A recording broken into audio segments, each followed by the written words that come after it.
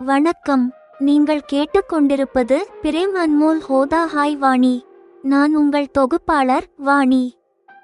கடந்த எபிசோடில் அல்கா மேம் தனது ஜலந்தர் பயணத்தை பற்றி விவரித்தார். நான் அதில் மூழ்கி போயிருக்கிறேன். மேம் ஒப்புக்கொண்டார்.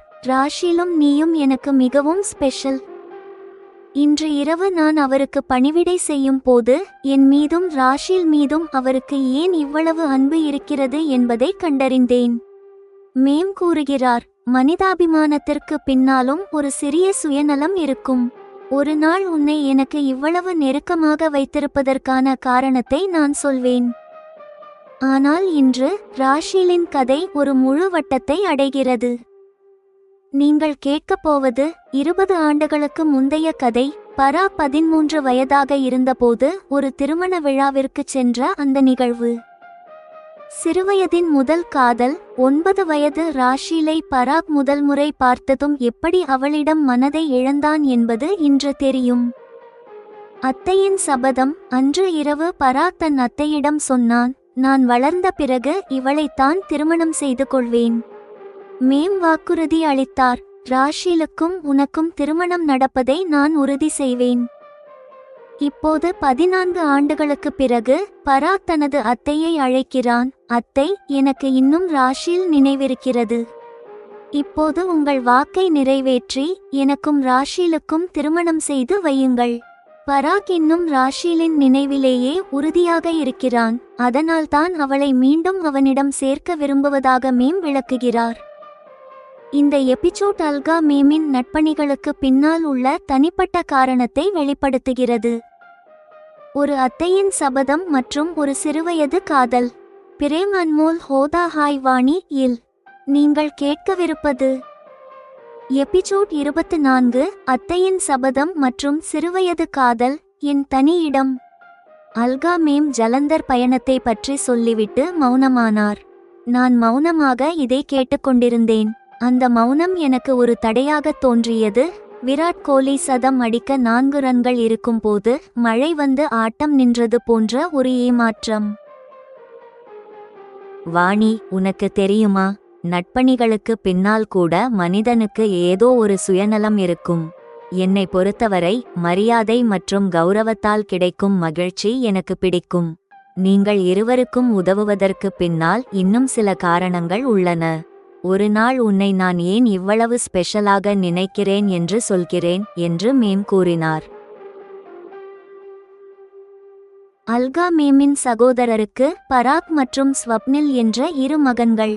20 ஆண்டுகளுக்கு முன்பு 13 வயது பராக் ஒரு திருமண விழாவிற்கு தன் அத்தையுடன் சென்றிருந்தான். அங்கு ஒரு அழகான 9 வயது சிறுமி ஐஸ்கிரீம் சாப்பிடுவதை பராக் இமைக்காமல் பார்த்து கொண்டிருந்தான். அவள் ஜலந்தரின் ஹர்பிந்தர் தம்பதியின் மகள் ராஷில் என்று மேம் அறிந்தார். பராக், இங்கே என்ன செய்கிறாய்? நான் உன்னை தேடிக்கொண்டிருக்கிறேன் என்று மேம் கேட்டார். பராக் ஏதோ பிடிபட்டவனைப் போல வெட்கப்பட்டான். மேம் அந்த சிறுமியிடம் அன்பாக கேட்டார், குழந்தை பார்க்க மிகவும் அழகாக இருக்கிறாளே, உன் பெயர் என்னம்மா? ராஷில் என்று அந்த சிறுமி தன் தாய்க்கு பின்னால் மறைந்து கொண்டு சொன்னாள். இவள் வழக்கமாக இப்படி வெட்கப்பட மாட்டாள், இப்போதுதான் இப்படி செய்கிறாள். இவள் மிகவும் பிடிவாதமானவள் மற்றும் சுறுசுறுப்பானவள் என்று ஹர்பிந்தர் சிரித்துக்கொண்டே சொன்னார். அன்று இரவு பராக் தன் அத்தையிடம் சொன்னான், அத்தை, எனக்கு ராஷிலை மிகவும் பிடித்திருக்கிறது. நான் வளர்ந்த பிறகு அவளைத்தான் திருமணம் செய்து கொள்வேன். பராக், நான் இதை நினைவில் கொள்வேன். நீ வளர்ந்த பிறகும் இதே உறுதியோடு இருந்தால் உங்களுக்கு திருமணம் நடப்பதை நான் உறுதி செய்வேன் என்று மேம் வாக்களித்தார். 14 ஆண்டுகளுக்குப் பிறகு பராக் அல்காவை அழைத்தான். அத்தை, எனக்கு இன்னும் ராஷில் நினைவிருக்கிறது. இப்போது உங்கள் வாக்கை நிறைவேற்றி திருமணத்திற்கு ஏற்பாடு செய்யுங்கள். மேம் ஆச்சரியமடைந்தார். விசாரணையில் ராஷில் திருமணத்திற்கு மறுப்பது தெரியவந்தது. 1.5 ஆண்டுகளுக்கு பிறகு பெங்கால் ரயில் நிலையத்தில் ராஷிலை சிதைந்த நிலையில் மேம் கண்டெடுத்தார். அவள் மீண்ட பிறகு பராக் கேட்டான், அத்தை, நான் இன்னும் காத்திருக்கிறேன். அத்தை, அவளை சம்மதிக்க வையுங்கள். எனக்கு பொறுமை இருக்கிறது, உங்கள் மீது நம்பிக்கை இருக்கிறது என்று பராக் உறுதியாகச் சொன்னான். அன்பு நேயர்களே, எபிசோட் 24 ஒரு அற்புதமான விதி மற்றும் நம்பிக்கையின் கதையை சொல்லியிருக்கிறது. அல்காமேமின் சபதம் ராஷீலின் வாழ்க்கையை எப்படி மாற்றப் போகிறது என்று பார்ப்போம். வாணிக்கு மேமிடம் இருக்கும் அந்த ஸ்பெஷல் இடம் என்ன? அந்த மர்மம் அடுத்த எபிசோடில் விலகும். எபிசோட் 24 நிறைவுற்றது.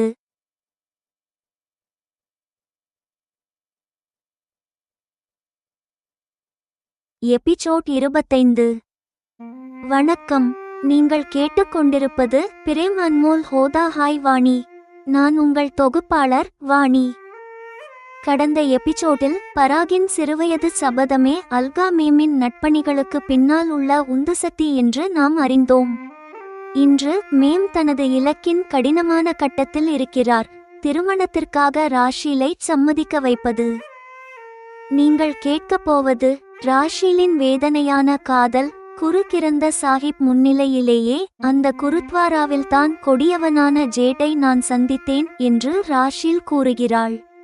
அதனால் அவள் இப்போது மேமை தனது குருவை விட மேலாக கருதுகிறாள்.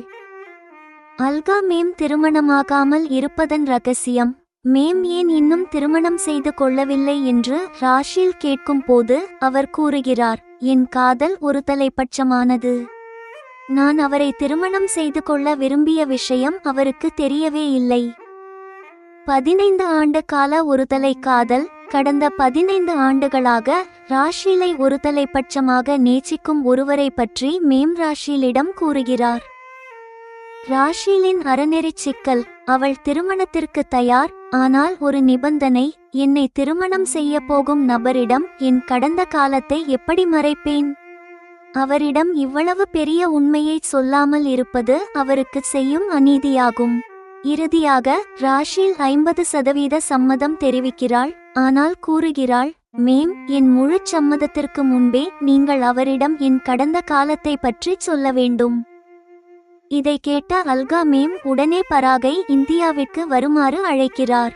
ராஷீலின் கடந்த காலத்தை அறிந்த பிறகும் பராக் அவளை திருமணம் செய்ய சம்மதிப்பானா? சம்மதம், சந்தேகம் மற்றும் அத்தையின் அடுத்த கட்ட நடவடிக்கை. பிரேம் அன்மோல் ஹோதா ஹாய் வாணி இல் நீங்கள் கேட்கவிருப்பது எபிசோட் 25. திருமணத்திற்கு 50% சம்மதம் மற்றும் ஒருதலை காதலின் ரகசியம். உங்கள் திருமணத்தில் சில சிக்கல்கள் வரலாம், அதை நாம் பிறகு பார்த்து கொள்ளலாம். முதலில் நான் ராஷீலை திருமணத்திற்கு சம்மதிக்க வைக்க வேண்டும். அவள் ஒப்புக்கொண்ட பிறகு நீ இந்தியாவிற்கு வர வேண்டும் என்று மேம் பராகிடம் கூறினார். நீங்கள் எப்போது சொன்னாலும் நான் இந்தியாவிற்கு வருகிறேன் என்று பராக் தயாரானான்.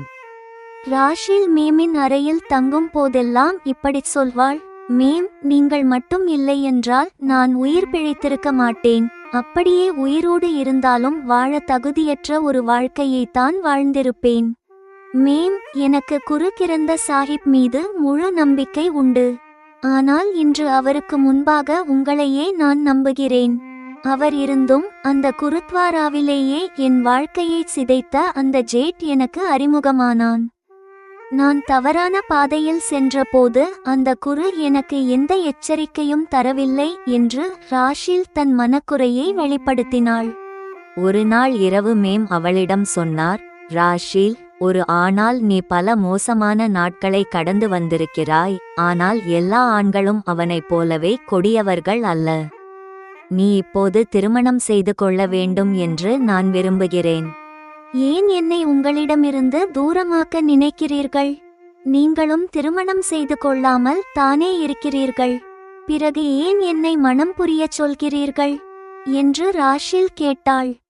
நான் யாரை திருமணம் செய்ய விரும்பினேனோ அவருக்கு வேறு பெண்ணுடன் திருமணமாகிவிட்டது. அதனால் தான் நான் திருமணம் செய்து கொள்ளவில்லை என்று அல்கா மேம் தன் ரகசியத்தை வெளிப்படுத்தினார். அதில் அவர் தப்பு எதுவுமில்லை ராஷீல். என் காதல் ஒரு தலைப்பட்சமானது. என் மனதிலிருந்த விஷயத்தை நான் அவரிடம் சொல்லவே இல்லை. சொல்லலாம் என்று நினைக்கும் போது காலம் கடந்துவிட்டது.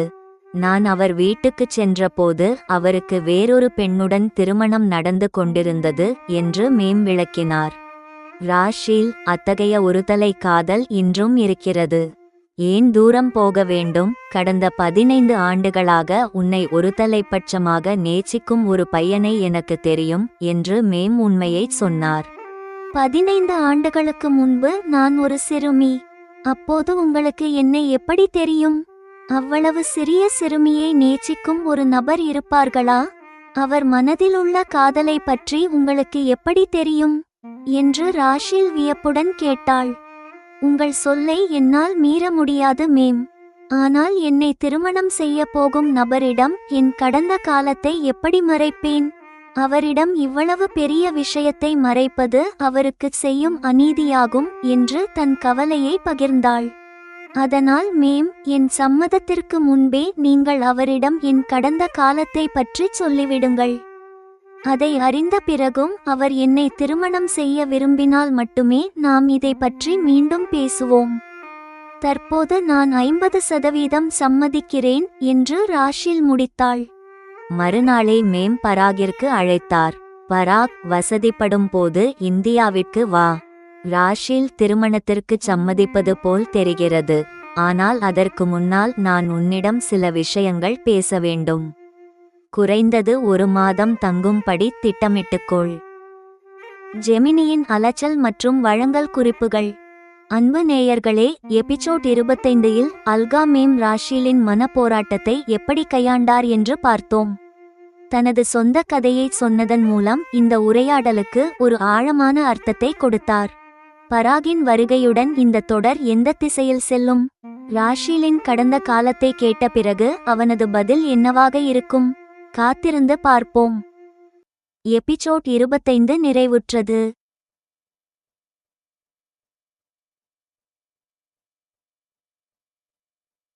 எபிசோட் 26.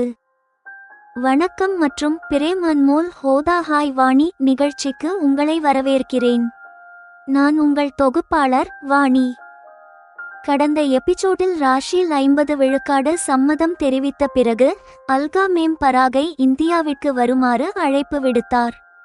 இப்போது நான் என் வீட்டிற்கு திரும்பிவிட்டேன். ஆனால் என் மனதில் ஒரு புதிய மற்றும் ஆழமான ஆர்வம் எழுந்துள்ளது. அல்கா மேமின் தனிப்பட்ட அன்பிற்கு நான் எப்படி பாத்திரமானேன்? இன்று நான் தூக்க கலக்கத்தில் இருந்தபோது ஒரு தெரியாத எண்ணிலிருந்து வந்த அழைப்பு என் தூக்கத்தை கலைத்தது. அழைத்தது ராஷில். நீங்கள் கேட்கப் போவது அதிர்ச்சியூட்டும் உண்மை. அல்கா மேமின் மனதில் எனக்கென்று ஏன் ஒரு தனி இடம் இருக்கிறது என்பதை ராஷில் விளக்குகிறாள். அவரது 15 ஆண்டுகால ஒருதலை காதலின் ரகசியம் நான் நம்பவே முடியாத ஒரு நபரோடு தொடர்புடையது. அந்த நபர் வேறு யாருமல்ல, என் சொந்த தந்தை. விதியா அல்லது தற்செயலா? இந்த உலகம் உண்மையிலேயே இவ்வளவு சிறியதா? இந்த நம்ப முடியாத தற்செயலை நான் தர்க்கரீதியாக புரிந்து கொள்ள முயல்கிறேன். மேம் திருமணமாகாமல் இருந்தது பாதிக்கப்பட்ட பெண்களின் நல்வாழ்வுக்காக நடந்த விதியா? தங்க ஆசிரியை, கோல்டன் டீச்சர் சங்கல்பம். அல்கா மேமின் தூண்டுதலால் நான் ஒரு ஆசிரியையாக ஒரு பெரிய இலக்கை நிர்ணயிக்கிறேன். என் மாணவிகள் கணிதத்தில் 100 விழுக்காடு மதிப்பெண்கள் பெறுவார்கள் என்று தலைமை ஆசிரியர் கீர்த்தி மேமிடம் வாக்குறுதி அளிக்கிறேன். அப்படி நடந்தால் எனக்கு தங்க ஆசிரியை என்ற பட்டம் கிடைக்கும். மேமின் ஊக்கம். என் மாணவிகளுக்காக நான் இரவு பகலாக உழைத்து இலவச டியூஷன்களை தொடங்குகிறேன். அப்போது அல்கா மேம் நேரில் பள்ளிக்கு வந்து கீர்த்தி மேம் முன்னிலையில் என்னை ஊக்குவிக்கிறார். எபிசோடின் முடிவில் நான் கீர்த்தி மேமுடன் வெளியே செல்லும் போது அல்கா மேம் என்னை நிறுத்துகிறார். அவர் என் தந்தையை பற்றிய ரகசியத்தை பற்றி பேசுவாரா அல்லது ஒரு புதிய பொறுப்பை ஒப்படைப்பாரா? தெரிந்து கொள்ள தொடர்ந்து கேளுங்கள். பிரேம் அன்மோல் ஹோதா ஹாய் வாணி. நீங்கள் கேட்கவிருப்பது எபிசோட் 26. ஒருதலை காதல், என் தந்தை மற்றும் தங்க ஆசிரியை இலக்கு. அடுத்த நாள் காலை நான் என் வீட்டிற்கு திரும்பினேன். ராஷில் பரா காதல் கதையை தெரிந்து கொள்ளும் ஆர்வத்துடன் மேம் என் மீது ஏன் இவ்வளவு தனிப்பட்ட அன்பு காட்டுகிறார் என்ற கேள்வியும் என் மனதில் எழுந்தது. 2 நாட்களுக்குப் பிறகு காலை நான் இன்னும் படுக்கையை விட்டு எழுந்திருக்கவில்லை. ஒரு தெரியாத எண்ணிலிருந்து வாட்ஸ்அப் கால் வருவதைக் கண்டேன். தயக்கத்துடனேயே அந்த அழைப்பை ஏற்றேன். பழக்கமான ஒரு பெண் குரல் ஒலித்தது. Good morning Vani. அந்த குரலை கேட்டதும் என் தூக்க கலக்கம் ஒரு நொடியில் மறைந்தது. அது ராஷில். Good morning ராஷில். அதிகாலையிலேயே என்னை நினைவு கூர்ந்திருக்கிறாயே. அவளது இனிமையான குரலை கேட்டதும் என் காலை பொழுது புத்துணர்ச்சியுடன் தொடங்கியது. வாணி, இங்கே கலிபோர்னியாவில் இப்போது இரவு. என்ன, நீ இன்னும் தூங்கிக் கொண்டிருந்தாயா என்று ராஷில் சிரித்துக்கொண்டே கேட்டாள். ராஷில், சமீப காலமாக நான் அல்கா மேம் வீட்டில் தங்கும்போதெல்லாம் மேம் உன்னை பற்றி சொல்கிறார். நீ இல்லாத சமயத்தில் நாங்கள் உன்னை பற்றித்தான் பேசிக்கொள்கிறோம். நீயும் மேமும் எப்போதாவது என்னை பற்றி பேசியதுண்டா என்று என் மனதிலிருந்த கேள்வியை கேட்டேன். ஆமாம், அவ்வப்போது பேசுவோம். ஆனால் இப்போது ஏன் இதை கேட்கிறாய் என்று ராஷில் ஆர்வமாக கேட்டாள். மேமின் மனதில் எனக்கென்று ஏன் ஒரு தனி இடம் இருக்கிறது என்பதை தெரிந்து கொள்ள ஆசையாக இருக்கிறது என்று நான் ராஷிலிடம் வெளிப்படையாகச் சொன்னேன். இதை நீ மேமிடமே கேட்டால் நன்றாக இருக்கும். ஆனால் ஒரு சிறிய குறிப்பு தருகிறேன். உண்மையில் அல்கா மேம் தனது இளம் வயது முதல் ஒருவரை ஒரு தலைப்பட்சமாக காதலித்து வருகிறார். அந்த நபர் வேறு யாருமல்ல, உன் தந்தை என்று ராஷில் நம்ப முடியாத உண்மையை சொன்னாள். இந்த வார்த்தை என்னை அதிர்ச்சியில் ஆழ்த்தியது. நான் கேட்பது நிஜம்தானா? என் காதுகளையே என்னால் நம்ப முடியவில்லை என்று வியந்தேன். இந்த உலகம் உண்மையிலேயே இவ்வளவு சிறியதா? அல்கா மேம் திருமணமாகாமல் இருந்ததால்தான் இன்று அவரால் இவ்வளவு பேருக்கு ஆதரவு தர முடிகிறது. மேம் என் முன்மாதிரியாக மாறிவிட்டார். காட்சி மாற்றம். நான் ஒரு ஆசிரியையாக என் மாணவிகளுக்காக கடுமையாக உழைக்கத் தொடங்கினேன். இந்த முறை கணிதத்தில் 5 மாணவிகளாவது 100 விழுக்காடு மதிப்பெண்கள் பெறுவார்கள் என்று தலைமை ஆசிரியர் கீர்த்தி மேமிடம் வாக்குறுதி அளித்தேன். வாணி, நீ சொன்னபடி நடந்தால் அந்த மாணவிகளுக்கு தங்கப் பதக்கம் கிடைக்கும். உனக்கு தங்க ஆசிரியை என்ற பட்டத்தை தருவேன் என்று கீர்த்தி மேம் என்னை உற்சாகப்படுத்தினார். ஒரு நாள் அல்கா மேம் பள்ளிக்கு வந்தார். கீர்த்தி மேம் முன்னிலையில் மேம் என்னை பாராட்டினார். வாணி, மாணவிகளின் எதிர்காலத்திற்காக நீ செய்யும் முயற்சி மற்றவர்களுக்கு முன்மாதிரி. உனக்கு தேவையான உதவிகள் பள்ளியின் சார்பில் கிடைக்கும் என்று மேம் கூறினார். கூட்டம் முடிந்ததும் அனைவரும் வெளியேறிக் கொண்டிருந்தபோது அல்கா மேம் என்னை நிறுத்தினார். வாணி, ஒரு நிமிடம் நில். ஜெமினியின் அலச்சல் மற்றும் வழங்கல் குறிப்புகள். அன்பு நேயர்களே, எபிசோட் 26 ஒரு மிகப்பெரிய திருப்புமுனையை நம் முன் கொண்டு வந்துள்ளது. அல்கா மேமின் ஒருதலை காதல் வாணியின் தந்தைதான் என்ற உண்மை இப்போது வெளியாகியுள்ளது. அல்கா மேம் வாணியை ஏன் நிறுத்தினார்? அவர் வாணியிடம் தனது கடந்த காலத்தை விளக்குவாரா? அடுத்த எபிசோடில் தெரிந்து கொள்வோம். எபிசோட் 26 நிறைவுற்றது.